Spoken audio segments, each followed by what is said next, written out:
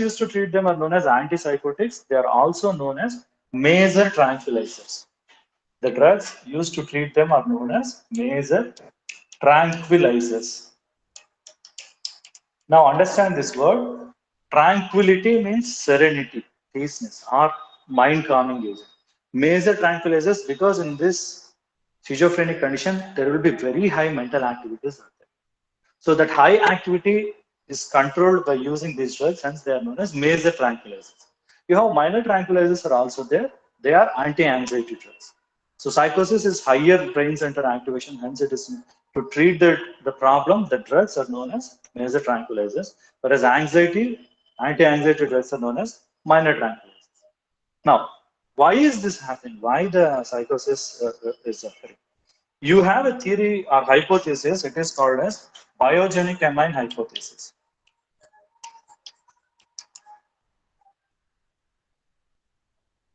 Or wait a minute. You have a theory called as dopamine theory. Okay, let me tell you these things. See, what has happened is when people started showing all these kinds of activity, see, the problem with CNS diseases are still it is under current research. For most of the drugs, you don't know exact reason because it is something to deal with our brain. You cannot do experiments and see what is happening inside the brain. Because of that, for most of the cases, you have negative references out there. Now, in this case, when people were suffering with this kind of disease, researchers started analyzing their brains. It is not possible to dissect and look what is inside there, but what they did is they have collected the cerebrospinal fluid of these people. In that cerebrospinal fluid, they have found higher amounts of dopamine metabolite. So all schizophrenics has got higher amounts of dopamine metabolites. Why do you get dopamine metabolite? When there is excess levels of dopamine in the brain, then you will get dopamine metabolite. That indicated that schizophrenia may be because of excess amounts of dopamine. So that is known as dopamine hypothesis. See, hypothesis means which is not proved. It is because of indirect reference. So most of the CNS cases, we have this thing. We cannot directly go dissect the brain and see because it causes death. So indirect references are there. One of the indirect differences like this. The CSF is collected and researchers analyzed what is there in the CSF and they have found higher levels of dopamine metabolite. So from that, they have derived this something called as dopamine hypothesis. According to this hypothesis, excess levels of dopamine in brain centers may cause psychosis. In particular centers, it is not in entire brain. Again, that is a controversial one, but still, the theory says excess levels of dopamine will cause psychosis. So the treatment is oriented to reduce the levels of dopamine or to block the dopamine effects. So what are the drugs which are blocking the effects of dopamine are considered as typical antipsychotics. The typical antipsychotics are based on dopamine hypothesis. Now, there are drugs which are acting not by blocking dopamine, they are called as atypical antipsychotics. So typical, whenever you use the word that indicates they are based on this hypothesis. Especially in dopamine, dopamine will be acting on a lot of receptors. D2 type of receptors are important. Later on, research proved that when you block D2 specific receptors, psychosis can be controlled. So this is the introduction about psychosis. The major disease is schizophrenia, split in mental function, characteristics are thought disorder blocking the D2 receptors. The agents which will selectively block D2 receptors are known as typical antipsychotics. The agents which are acting in other means are known as atypical antipsychotics. Let us see the drugs and the side effects of these drugs.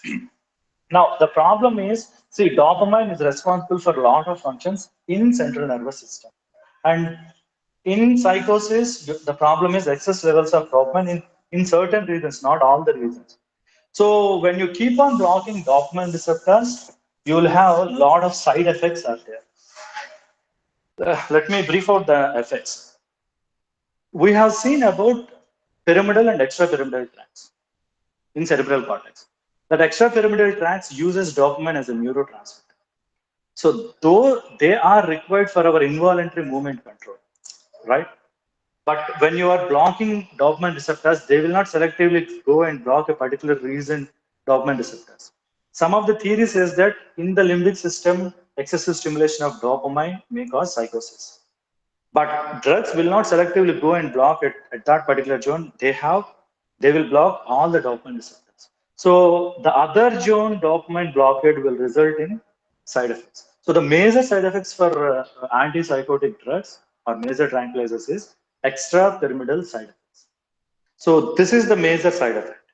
The reason is at extrapyramidal sites, dopamine is the major neurotransmitter. When you block that, the pathway is blocked and you have extrapyramidal side effects.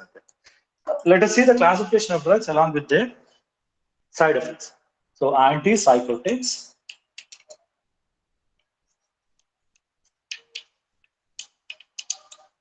Now, in that antipsychotics, as I told you, you have typical and atypical out there.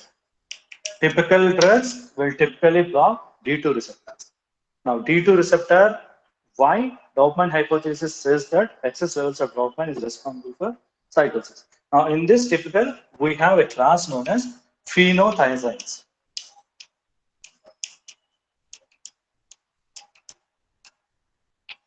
See, phenothiazine, it is based on chemistry. Thia means sulfur, aza means nitrogen, ine means six-membered ring. So this is what is the typical structure of phenothiazine. Thia means sulfur, aza means nitrogen, ine means six-membered ring, azole, ols means five-membered ring, pines means seven-membered ring. So azole, five-membered ring with nitrogen, azine, six-membered ring with nitrogen, azipine, seven-membered ring with nitrogen. So this is thiazine.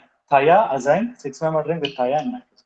So in these phenothiazines, the major drug is chlorpromazine. Chlorpromazine. Remember chlorpromazine, CPZ. It is known as CPZ. It is a prototype drug for all antipsychotic drugs. If any new antipsychotic drug is coming, its efficiency is compared with the efficiency of chlorpromazine. Then perfenazine, trichlorperazine. Lot of drugs are there. All of them will be ending with zines. Chlorpromazine, trifluoperazine, perfenazine, all of them. And then you have thioxanthines are there. In thioxanthine, the examples are flupentixol, thioxanthine, thiotixol. Phenothiazines, thioxanthines, and then butyrophenones are there. See, all the classification is based on its chemical structure. In this, you have haloperidol, and droperidol. Haloperidol, droperidol. So all these are typical antipsychotics which typically block D2 receptors. Now, but there is a major problem. The major problem is all of them, they generically block all the D2 receptors in every zone of the brain. And that causes side effects or adverse effects. Now, all these adverse effects can be classified as extrapyramidal side effects. Extrapyramidal side effects, EPS. Now, why extrapyramidal? There is an extrapyramidal tracts in cerebral cortex, and for that, the major neurotransmitter is dopamine. When people take these drugs, those neurons, the receptors are blocked, and all the effects will come out as extrapyramidal side effects. Now, understand this thing, there is a set of extrapyramidal side effects are there. Let us see one by one. The extrapyramidal side effects are, it starts with acute dystonia. Now understand this one. Acute means it occurs immediately. The moment people start taking antipsychotics, immediately the side effect becomes acute immediately. Dystonia. Tonia means contractions. Dystonia means there is a problem in contractions. Most of the time it occurs as spasms. Spasms of neck, spasm of tongue, spasm of limbs will be there. And it occurs suddenly when people start taking it. And it is because of extrapyramidal dopamine receptor block. This is called as acute dystonia. And then you have another thing called as tardive dyskinesia.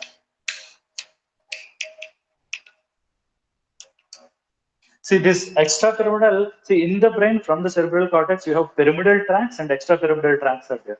Pyramidal tracts will control voluntary movements, whereas extrapyramidal tract will control involuntary movements. So because extrapyramidal tracts are affected, you have a side effect called as tardive dyskinesia, which is nothing but involuntary movement of mouth and lips. So involuntary control will be lost and involuntary movement will occur.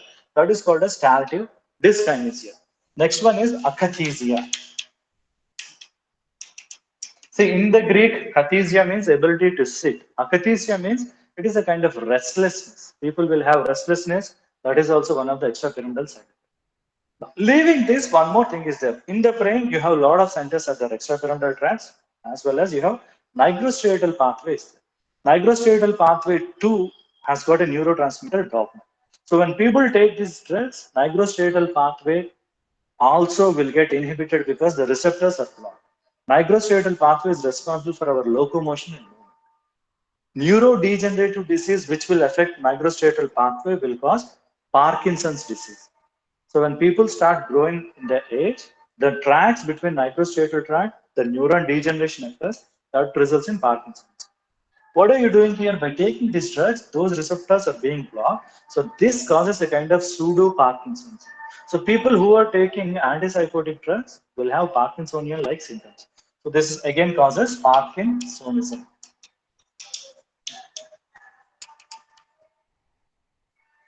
The last one is the dangerous one. It is called as neuroleptic malignant syndrome. Understand these words: neuroleptic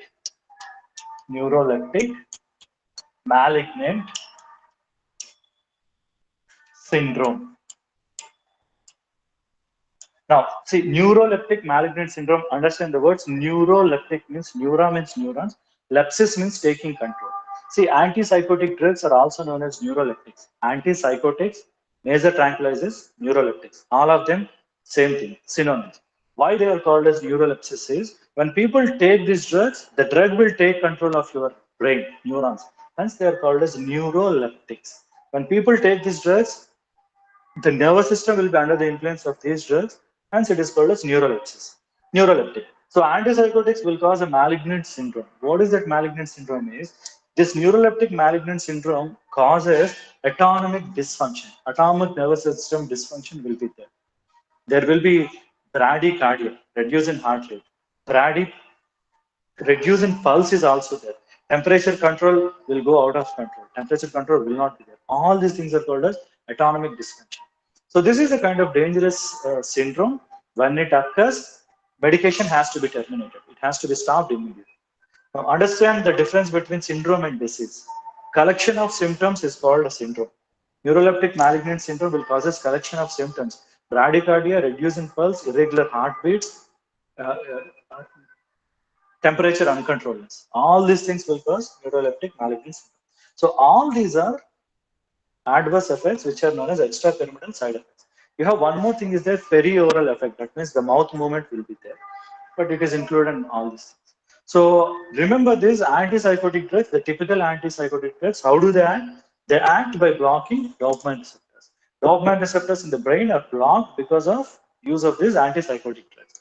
Now, dopamine receptors are responsible for neurotransmission in a lot of brain centers.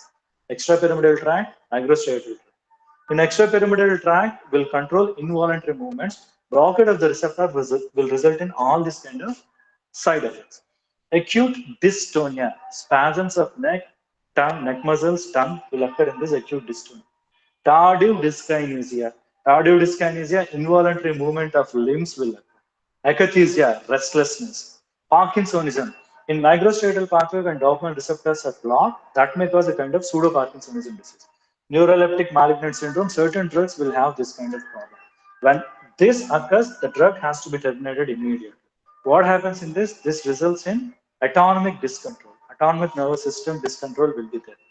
Irregular heartbeat, irregular pulse, hypotension, all these kind of problems will be there.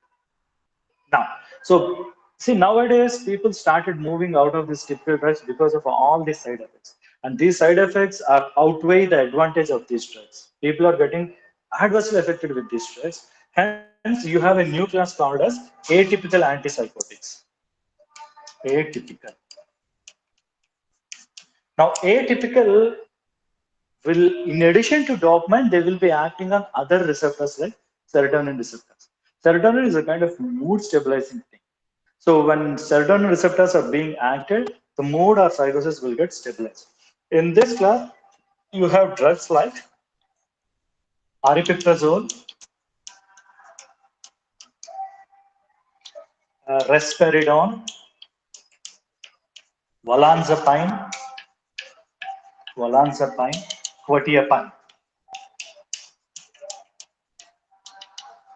So these are called as atypical antipsychotics. As I told you, the moment you see atypical, it is not based on dopamine hypothesis. In fact, in addition to dopamine, they will be acting on other receptors like 5-HT or serotonin, aripiprazole, risperidone, olanzapine, quetiapine. Now, when you see broadly, schizophrenia has got two different kinds of symptoms, positive and negative symptoms. Positive symptoms means the brain centers will be highly active, they will be highly agitated. Whereas they have certain other negative symptoms also there. The mood fluctuations will be there. Evolution, elogia, they cannot experience the pleasure. It is there with schizophrenic patients. These are called as negative symptoms. Negative symptoms means the brain centers will not be highly active. They will be very depressed. They cannot enjoy the life. They do not experience that pleasure. So the negative symptoms will be acted upon by these atypical drugs. So this is about antipsychotics. Broadly, you have only two classes are there, typical and atypical. In typical, you have phenothiazines, thioxanthines, and buprophenones are there. In case of atypical, aripiprazole, risperidone, olanzapine, quetiapine. But nowadays, the use of atypical is very high because typical drugs has got this severe extrapyramidal side effects. To counter these things, people started using atypical, and atypical are working well because these, see, you can see the multitude of effects, and this neuroleptic malignant syndrome is very severe. When people get this thing, drugs has to be immediately terminated. This is about psychosis. Again, see, for most of the brain-related diseases, still the research is going on. Exact mechanism of action, exact physiology is not completely deduced. That is the reason why you call dopamine hypothesis. It is not a proven one. According to that hypothesis, increased dopamine stimulation causes psychosis. So the treatment is oriented to block the dopamine receptors, will also causes